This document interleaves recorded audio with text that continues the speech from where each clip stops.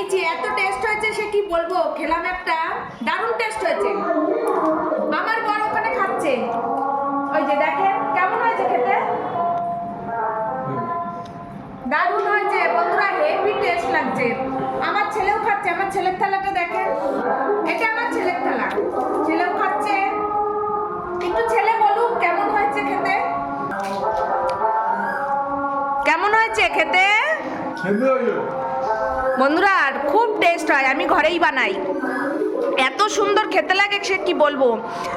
আর অল্প একটু আছে ফুচকা, ওইটা আমি একদিন চুরমুর বানিয়ে খাবো, চুরমুর বন্ধুরা। এই দই ফুচকা দুদিন খেলাম, আর যে কটা আছে আমি চুরমুর বানিয়ে খাবো। দারুণ হয়েছে, দারুণ হয়েছে বন্ধুরা। দেখেন ভিতরে সস, টক দই, ভুজিয়া, বাদাম, আলু মাখা। আলু মাখাটা টেস্ট হলেই তো সব খেতে ভালো লাগে।